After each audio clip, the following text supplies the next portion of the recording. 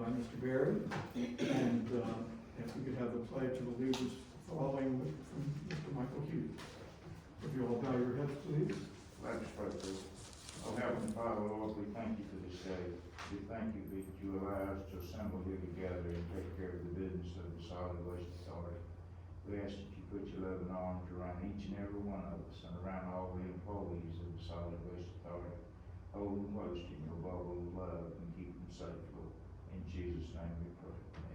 Amen. Amen.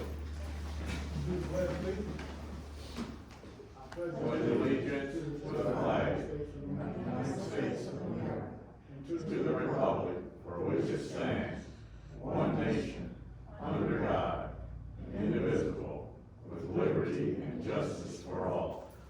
Thank you. Be seated.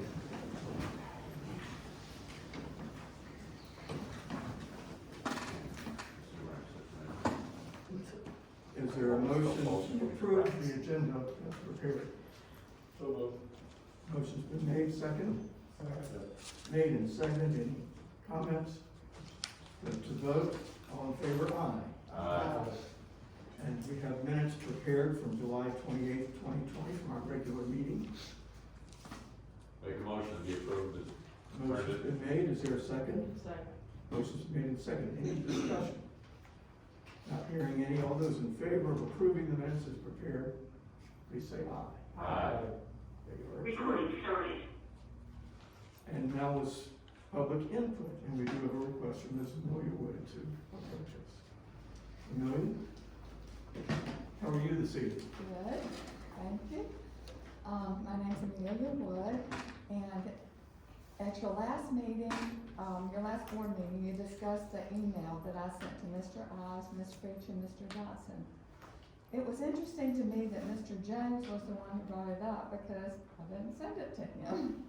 My email was intended to express gratitude and commendation for the SWA e-waste recycling, offer a suggestion and gratitude to Ms. Creech for having a committee meeting where maintenance needs were discussed. And I want to read the entire email for the record since it hasn't been presented and made a part of the record. This was July 23rd, to Bo, Pam, and Sam. I commend the SWA for establishing an electronics recycling program. It seemed at the committee meeting today that those present were not aware of all the many programs available to recycle electronics for free.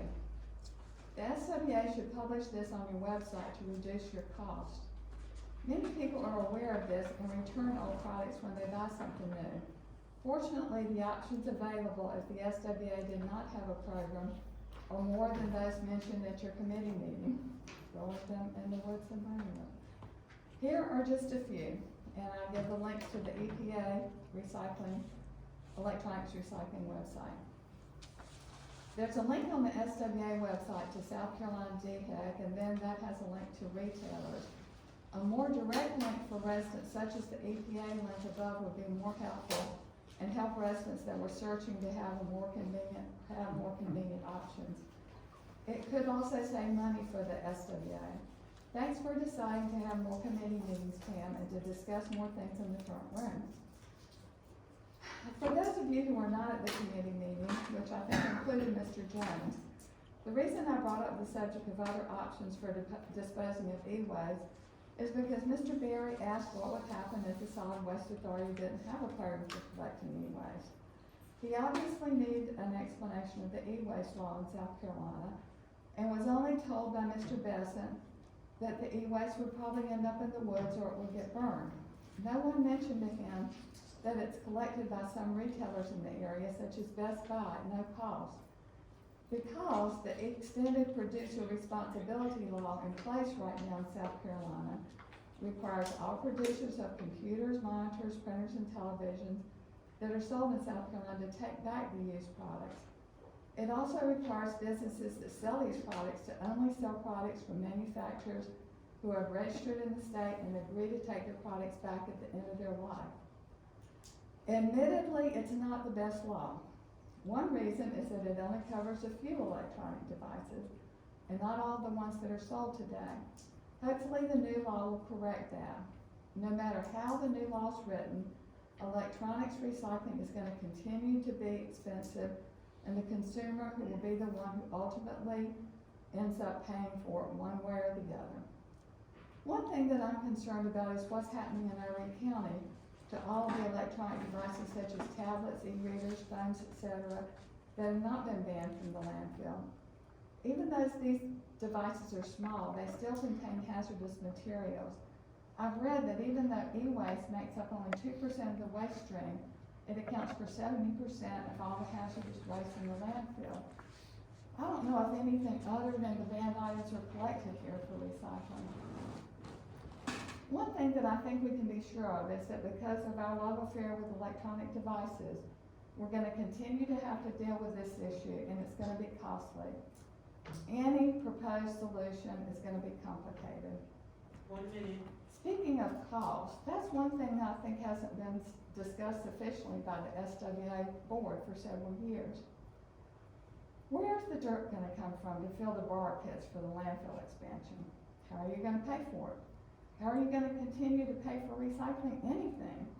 Are tipping fees always gonna be the main source of income?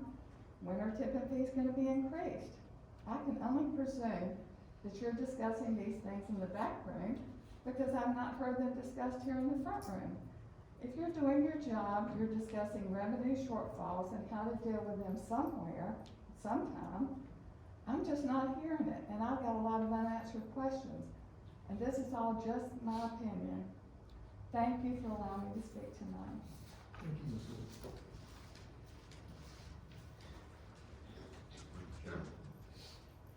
Mr. Schwarzkopf. Yes, as a follow-up to Amelia Woods' presentation, last week I read an article in a magazine called World Economic Forum, and it's entitled, "World's E-Waste is a Huge Problem, semicolon. It's also a golden opportunity." And I had Celia print a copy of that article for each of you at your desk. So we're on it, Amelia.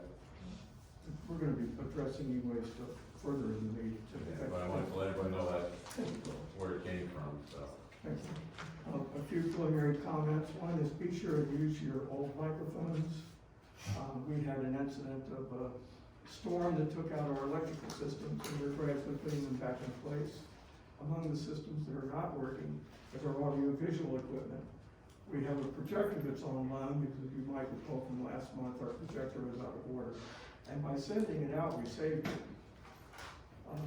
But everything else has been burned, and we're replacing each component that was damaged by the electrical storm. So we are having to use these microphones.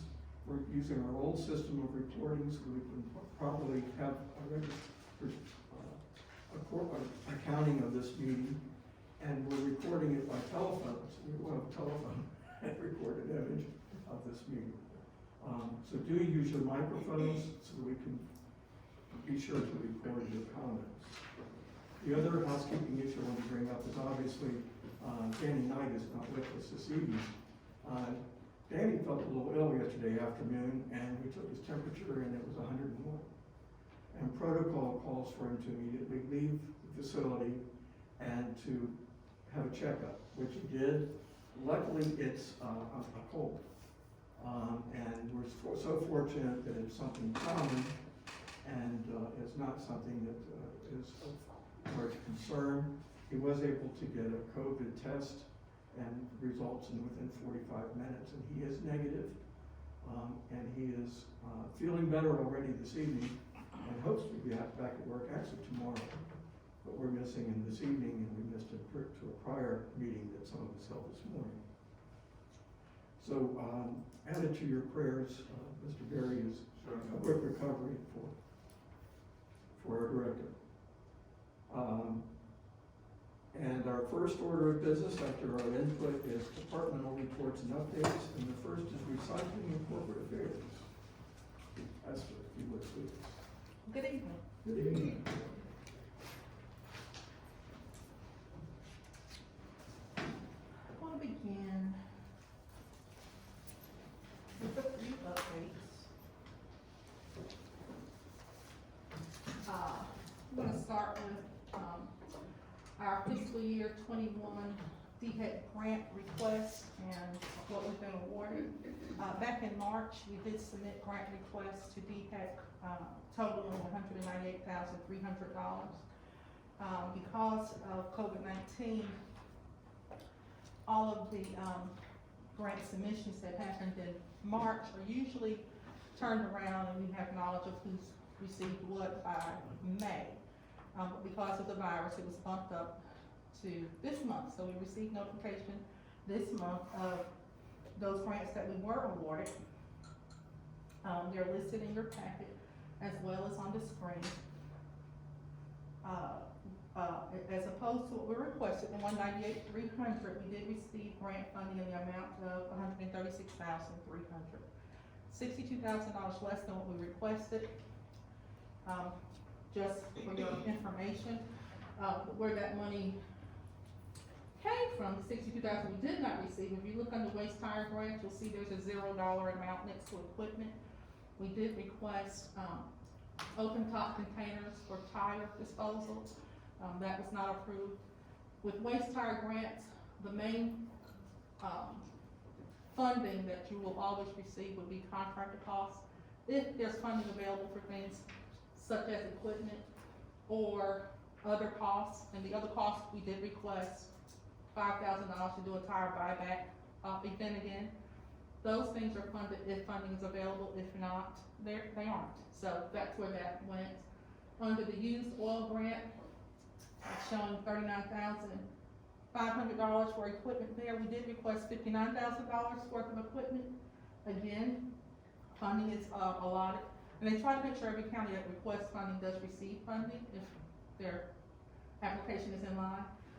So we requested under equipment 6 used oil tanks to replace 6 at recycling centers, and we received funding for 3.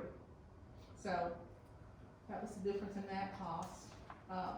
Solid waste grant, public education and outreach. Usually that grant comes with specific direction on what the money can be spent on. And this year, that money could be spent on the Recycle Right campaign, educating the public on how to recycle right. So we requested $10,000, received 9. Thankful for that. And then the solid waste grant, under general recycling, we received $12,500, we requested $25,000, which was the most we could request. And under that grant, we requested funding for recycling center signage, and that's the signage at the front gate of every center, the one that has the name of the site, the phone number, things of that nature. And we also requested funding for battery boxes at the center. So we received half of what we asked for. So we determined that the recycling center signage was more so needed at this point in time. We are in the process of getting quotes to replace that signage, and it will have reflective lettering on it. So at night, when people are driving, they'll at least see the sign and the name of the center that they're at. So that's the update on DHEC grants. Next, our Pot Green Handed recipient for the month of July was Anna Hernandez, a regular recycler at the Browntown Recycling Center. She had no problem posing for our picture taking and was very happy to be recognized as our recycler. She's a very, very dedicated recycler at Browntown. Departmental reports. Under public education, I think I mentioned last month that even though we aren't doing virtually any presentations to groups face to face, we are doing virtual presentations. We had 2 that we did in the last month, one for the Myrtle Beach Rotary Club, and then the other for our Myrtle Beach Garden Club.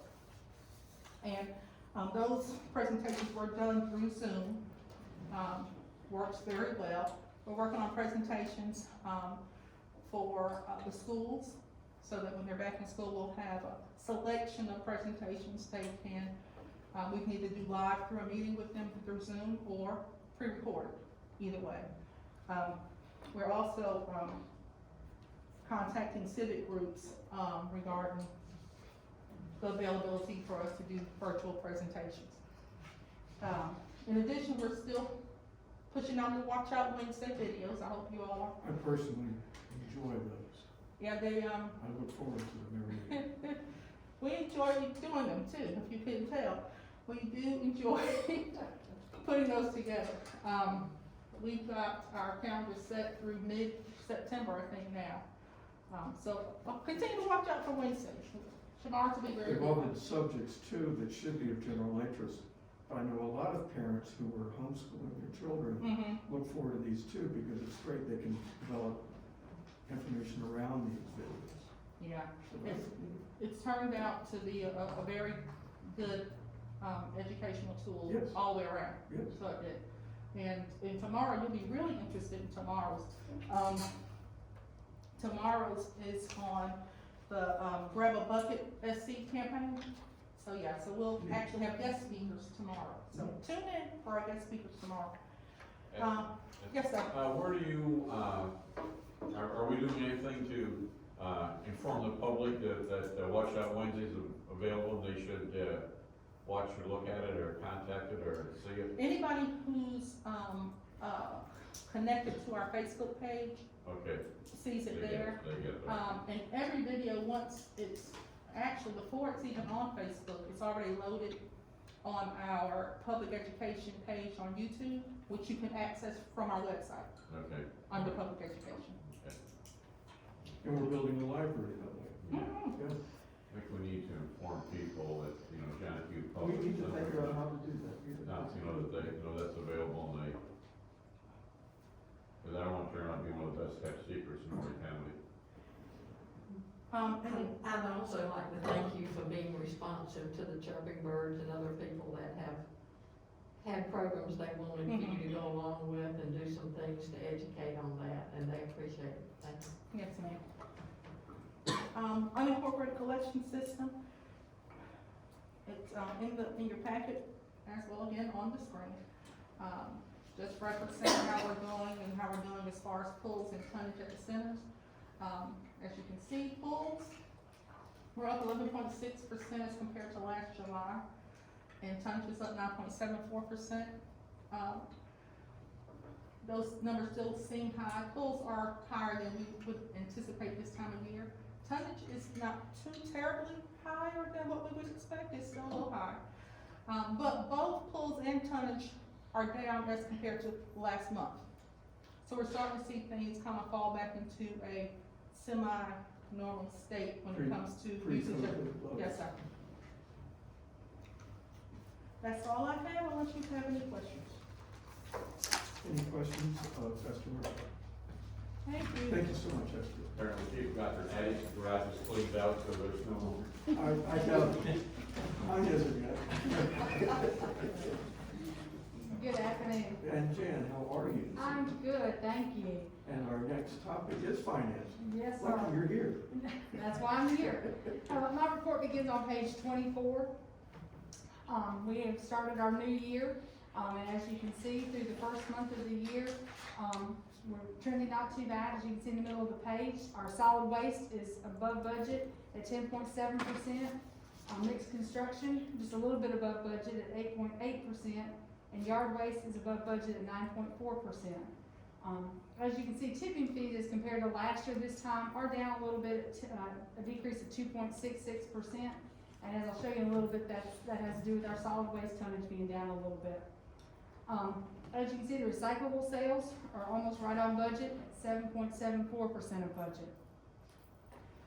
Here so far for the month, you can see the C&D processing facility saved a little over 5 days of landfill airspace. The MRF and Collection Holland saved a little over 7 days of landfill airspace. And that's very close to exactly where it was last year at the same time, so. On page 26, you can see the income statement, you can see our total operating revenue, is above budget, or right at budget, I should say, 8.32%. But our expenses are well below at 6.62. Staff does a great job of watching those Let's make that expenses. a trend. Yeah, exactly. like I said, staff does a really good job of continuing to watch those. They know that where we are with the revenue, they know that where we are with the tonnage coming in. We have seen a slight decrease, of course, in the solid waste tonnage, so they continue to watch those expenses and cut those. So, like I said, we do a good job of watching that and maintaining that. As you can see, for the month, we did have, revenue over expenses of $471,136.90. Just wanted to point out over on page 30, just taking a look at the tonnages to kind of see where we are. As you can see, solid waste is down compared to last year, 7%. But as you can see, yard waste is well up at a little over 21%, and mixed construction continues to be up a little over 8%. And that's what the trend we've continued to see. We knew that solid waste had continued to be down a little bit, but like I said, our mixed construction is well up. So, like I said, staff's doing a great job to continue to watch the expenses. We did have the workers' comp auditor here today to review our workers' comp, and once again, like I said, very good audit with them. Have everything in place. I have to commend Nanette, because she does a really great job staying on, getting the certificates of insurance that we need on our subcontractors, so that went smoothly. We do have our auditor, David DeCleva, coming in tomorrow. He'll be here the rest of this week, to work on our annual audit. So I talked to Mr. Schwartzkopf about possibly scheduling the finance committee meeting sometime probably in October. I also recommended to him that maybe we would have Angie Jones come in from the county, kind of give us an update on our investments, just kind of where we are. Like I said, again, they continue to do a really good job with those. As you can see, our interest continues to be strong that we're getting on those investments, so she does a good job. So we'll probably schedule that, like I said, sometime the 1st of October, so we'll have that meeting, so we'll have final financial reports to you by the end of October. So I'll answer any questions you may have. Any questions for Ms. Benton? Yes, ma'am. Do you have any reason other than lack of tourists or whatever that the solid waste may be down 10%? I think it definitely has to do that in the business, the restaurants, the Right. restaurants still aren't getting the businesses, definitely that people are still home. I think we're continuing to see that same trend. Yes, ma'am. Okay. Hopefully maybe with the schools opening back up, maybe so we'll continue to see some more increases as things start to, open back up a little bit more. I know a lot of people eating at home, but evidently that still doesn't generate the same amount that's going Not on. as much as a restaurant, I know. But they've raised the prices the grocery store make up. Right, okay. All right, thank you. Any other questions? Thank you so much. Thank you. Next item is operations and planning.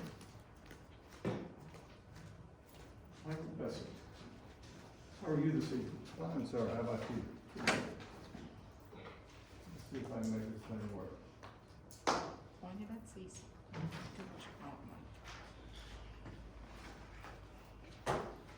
Maybe not.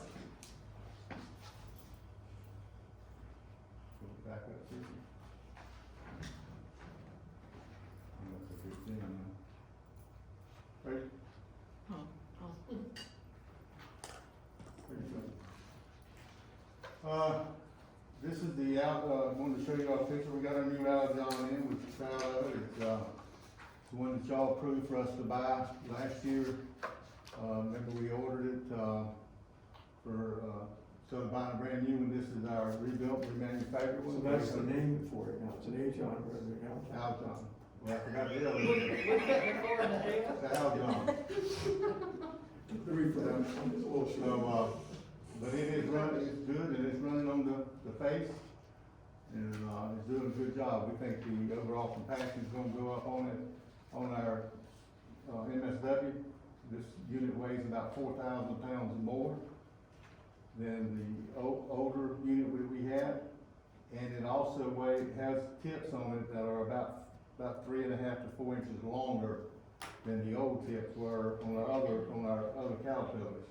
So if we think about the longer tips, the wider wheels, we're gonna definitely have a better We don't compaction. have to worry about puncturing any of our membranes. Yeah, that's true. Well, we always, when we're doing it, when we get close to them, we have to put dirt and stuff on top of it. Yes.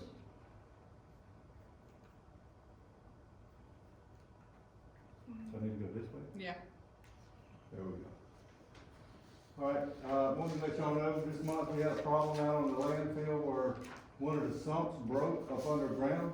It was up underground about, 4 or 5 feet. We had took it, dug it up, and it broke. We found it was broken, it was sucking oxygen into our gas system.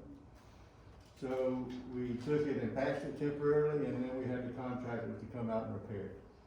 So it has now been repaired, and you can see that right here is where the thing was, we dug it up, and this is the new one. It's installed and completed.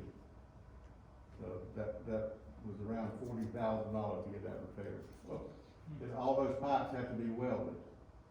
And most likely what happened, garbage is settling, and as it's settling, it shifts, and it broke it right at the T. But when you weld the joints, there's no ability for it to Flex, flex, exactly. that's right. And, but we did get it repaired and done. We got a couple other projects going on. We got, our stormwater, projects going on in the landfill. They have come in and cleaned this, stormwater basin out.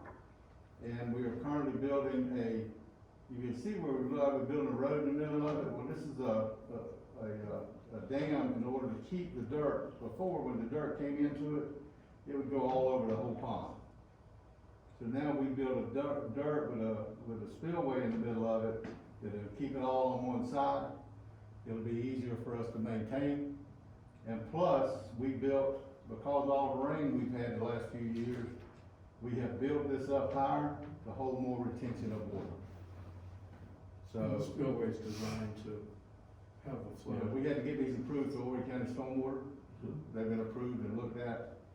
So, this is considered Pond 4. And this is not a completed project, but it's pretty close right here, as you see, on this side. And you can see it's got water in it here, and this side's dry. So what it'll do is come in here, go over that spillway, which will maintain the dirt here, the water comes here and it goes out.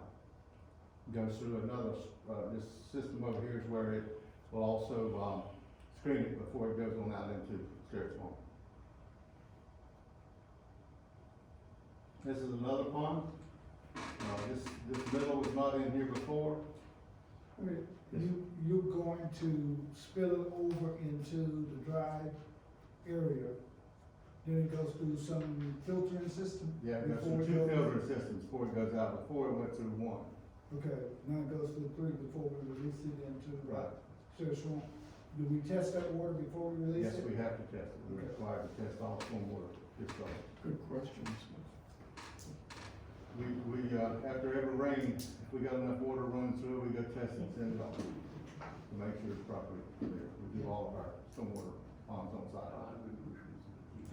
So, this one over here is just about complete. They should have it done by the end of the week and it will be completed. Oh, I got mine. Not ready for there yet. So, that was about the landfill. So our C&D recycling, we are at 75.2% this month over our C&D recycling facility. Those guys have done a good job. They also took in over 1,600 tons, 1,651 tons. First time ever since it's been in place, they took that much ton in here. So they took in 1,651 tons and they processed 75% of it into a recycle. Our MRF update. Our reject rate for the month of July was 10.8%, still way below our 14.5 that we were at prior to the equipment. So that, the system's working and working good. When it rains, when we start getting less rain, we think the reject rate will go down even farther. With all the rains we have and stuff, the paper and stuff break up in it and then it ends up in our reject. The main thing we're getting out of it is more PET. We get more PET bottles out of it than we ever have. How's the market? The market's bad. Yeah. We were told that with fuel prices as low as it is, those are probably going down to less than $30 a ton. We are holding material currently. We held HDPEC for the last 2 months, colored HDPE for the last 2 months, cause it was less than $30, and we decided to hold on to it, and we ended up selling both loads this month for about $90 a ton. So we sort of play the market. Sometimes we're gonna lose, sometimes we're gonna win, but try to try to make sure we can do that. We store it and then hold on to it. So, Don't make it a casino. so, Don't make it a casino. yeah, that's for sure. But the paper prices went up. You know, it was down to that, paper prices were down to about $30 a ton. Last month we sold cardboard for $110 a ton. We exported them out, sold it for $110. So we thought that was real good. That was an increase over last month of $17 a ton. We also received over 100 more tons of recyclable products into the MRF this month than it did the same time last year. Last year during the same month. So we had an increase in recycling tonnages coming into the month.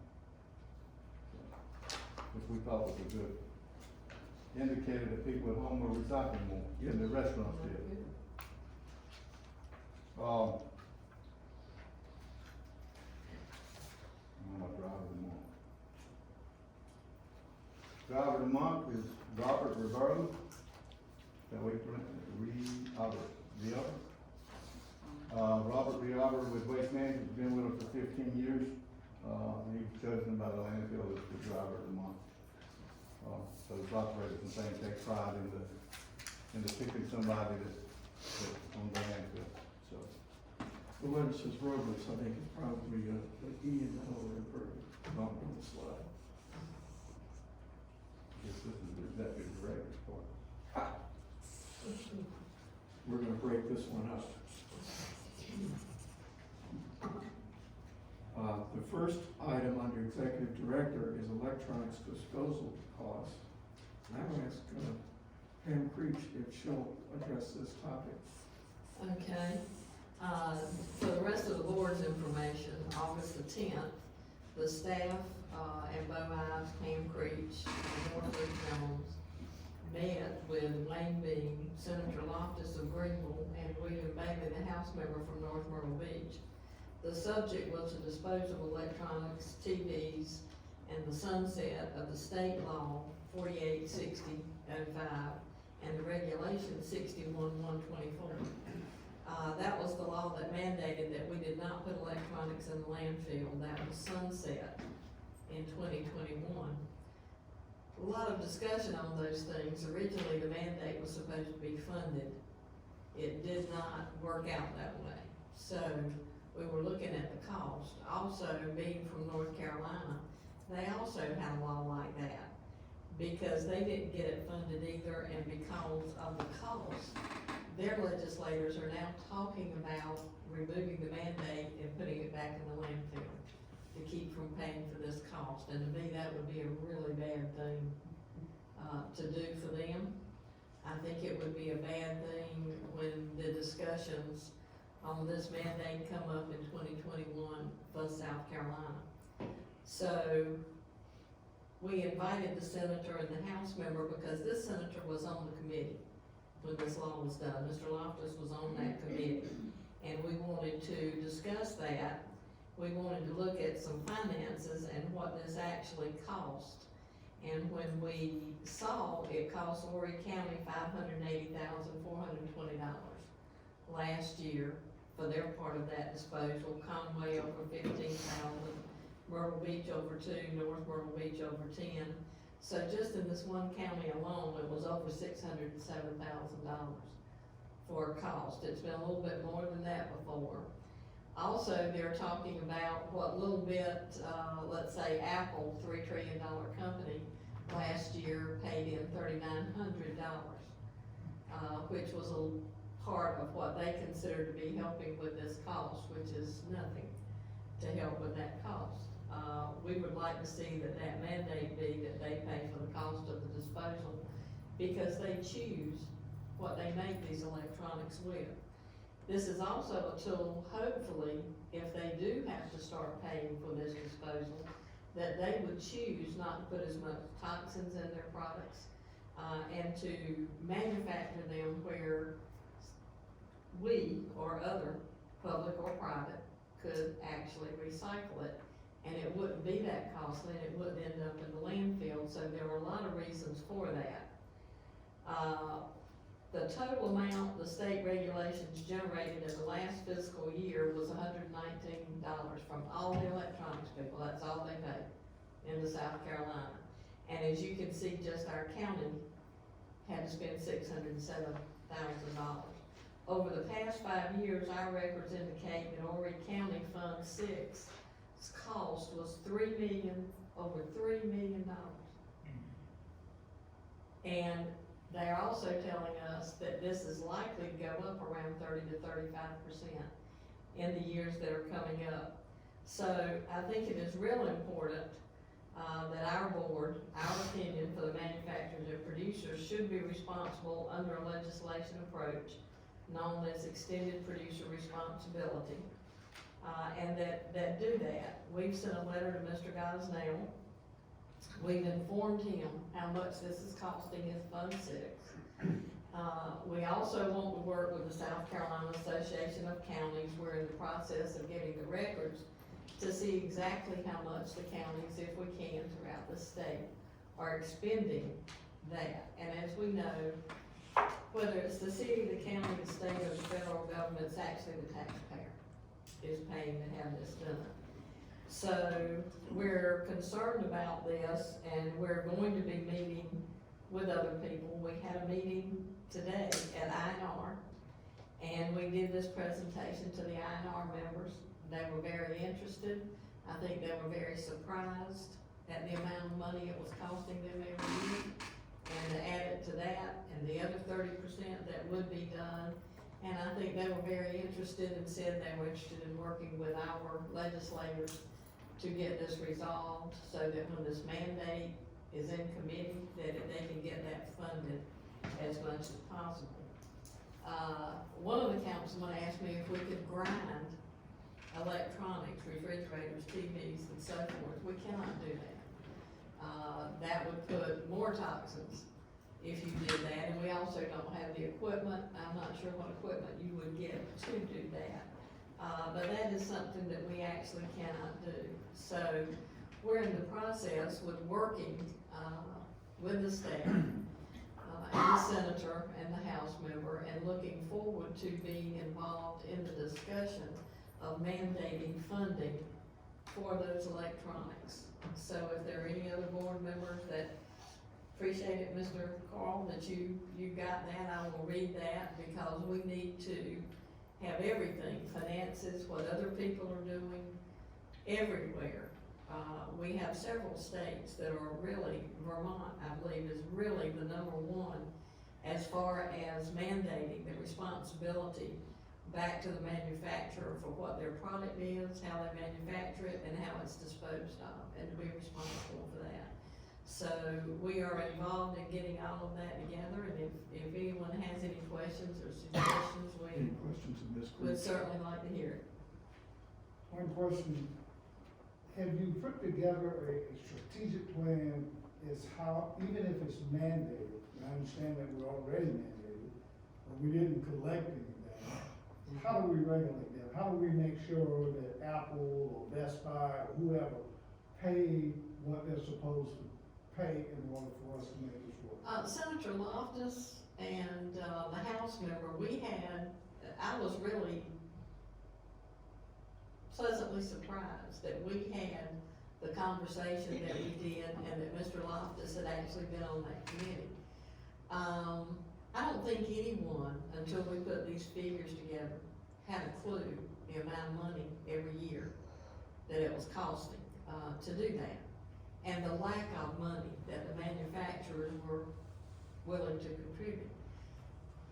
They were very interested in bringing this up. I think Mr. Loftus is going to be on that committee again. I think he now understands, I think it was over $307,000 that his county, Greenville, where he comes from, was spending every year. And I think through being aware of the financial burden that it is on that county's budget and the taxpayer, and possibly having to raise taxes with it going up 30%, that the House members already talked to DHEC. They're interested in helping them work with laws to work through some of this. The senator is willing to go to bat for us in his committee. And I think it's something that, hopefully will come to fruition by Yeah, I 2021. realize it's something that we need. I guess my concern is that even though we mandate something, we have to, the lawmakers or the legislature has to have some strategic ideal as to how we're gonna get these companies to pay this money. What We he's, need an what he wrote, independent party overseeing it. Right. And Yeah. that's something that we are looking into. Okay, all right. And working That's just, you know, with some something just national plan. Organizations Right. that are looking into how you get, and we have a wonderful model in our tire program, for instance. You purchase the disposal of your tire when you purchase it. And electronics, e-waste originally was set up to do I that. understand that too. The but we had the same manufacturers were problem- very We had the same. problem persuasive with our the former tires. governor to remove that. Yeah, remember we had the same problems with the tires. That's right. right, And it was mandated, and money was collected, and we ended up spending Right. $7 And we million also- somewhere to get rid of But the we also tires. have some So, interesting, information that has happened in this state of abandoned tire sites right, that only supports the need to do this. I The- understand that. the senator And I thing- think it's good that we're working that way, we need to work that way. the plan that you're asking for, we did discuss how they could put the money where the money would be put and how it would be distributed. They're going to work through DHEC with that, but he actually believes the best way to do that is to start at a manufacturing level and put that amount of money, that $5 per electronic there.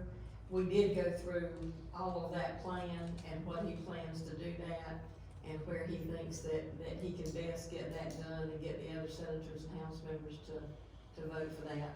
There's also, we're a member of a, organization now that actually has gone through states and helped write these laws. We have given the senator and the House member the 3 top states and what they've already enacted.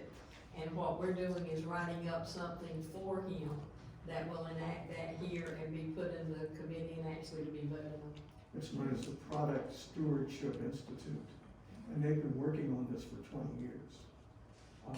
And they've been a vast resource that Danny's been able to tap, and he tapped them previously when he was working with Association Counties. So, the next step is, Danny is working with Steve Gusnell, and had a conversation with David Gilworth just before the meeting began. I want to acknowledge his presence here this evening. He's the administrator for INR. And, the next step is for the county council, we're gonna make the ask that they ask our delegation to work on this. And, we'll work on trying to get Associated Counties to Right. do the same with the other local. And we had an excellent conversation at the INR committee. They were very interested, Yes. willing to work with that and to promote that as well, which is a good thing because you need the cities, you need the county, you need the association of counties to actually all come together and help the senator and the House member that we have that are willing to put this through to do that. And right now, since this is sunsetting in 21, when you look at a legislative time period, we've got a short time to do this, we're focusing on this one thing. After that, in my opinion, we should focus on every piece of manufactured product that is in the state. Not only to get it paid for, but to try to change what they're doing so that it can be recycled, composted, or done something besides just landfilling. If we don't do that, we're gonna continue to expand landfills, and that isn't the way to handle this, in my opinion. We need to go at it from this direction. This is an outgrowth from the Operations Committee meeting we held last month. So, Pam's taken a leadership role on this issue. Also, I'd like to acknowledge Norfolk Jones, who arranged the meeting with Wayne Beam, Senator Loftus, and Representative, William, Bailey, thank you. And, Couple of things I'd like to. please, Yeah, couple of things I'd like to add. The industry is expecting this. They're expecting the industry to come up with a proposal. The industry wrote the last week. And they are expecting the industry to rewrite that, which will go in their favor, of course, because they know they've gotta do something. So they're expecting that. They also were pretty adamant that the only way that this could pass was to start it at the top, as Ms. Creech said, with whoever sells it, putting the money up first, because anything else is gonna be considered a tax. You can call it whatever you want to, and they say there is basically no hope of that ever passing. So those are the two things. One, we're gonna get something from the industry. It won't be what we want, but they are aware of it as the upcoming battle. And the only way they believe it's passable is to, whoever puts the product on the market, puts the money in the pot. Thank you. More clear. Any questions? Carl? In addition to the South Carolina Association of Counties, there's also another organization called the City Municipal Association of Counties, cities. And Northfleet has been in touch you've been in touch with the City Municipal Association? with Mayor Hatley, and she's going to Okay. talk to them. We're working, That's good. we're working through Maryland on the League of Cities and the, Coastal Alliance. Okay, but then there's also a statewide cities and municipality association. And Danny told me that she's also expressed interest in going to the coastal commission as well. Okay, good. Coastal Alliance. Alliance, thank you. And so she's working both of those. Good, thank you to her for her efforts. Coastal Alliance. Any else on this issue? It's an important issue. I personally wasn't aware of the sunset provision. Mike Bessett made us aware of it in the committee meeting last month. Once we were aware of how close we were to this sunset, that requires action. And hopefully we'll get even better legislation out of it when it's readdressed, because it will need to be readdressed. And thank you, Pam, for taking the leadership position on this issue, and we'll press forward. Thank you. Next item on the directors is stray and feral cat update. I'm gonna ask Esther if she'll come forward and discuss our stray and feral cat issue. Aren't you looking? Yeah, yes, I am. Danny asked that I give you just an update of, an issue we had in the last several weeks regarding stray and feral cats, specifically at the Dog Bluff Recycling Center. We received, information on July 29th, that there was at least one, potentially sick cat and then several others in the recycling center that day. The center was closed that day. It was a Wednesday. The center's usually closed on that Wednesday. We received several calls from a local, animal rescue, group wanting to get access to the center and get the cats out, this, that, and the other. Me and Danny talked it over. We wound up contacting Horry County Police to hopefully get someone in their animal control area to assist. They were already well aware of the issue, had already been to the recycling center because they did not realize it was closed that day also. So I talked to them several times that night, and we wound up going out that evening, about 7:30 that night, and to allow them the ability to place traps so that they can trap the cats, especially if there was one out there that was sick. We were back there that next morning, about 6 o'clock that next morning, to go back and so that they can see if any cats were actually trapped. They did overnight pick, let me see, there were 4 trapped overnight and then 1 other trapped earlier that Thursday, later that day. So all the cats that were at the center were trapped by Horry County Police. They were taken to the animal center. They were adopted out by one of the animal rescue groups, and subsequently, they were what they would term TNR, trapped, neutered, and then released.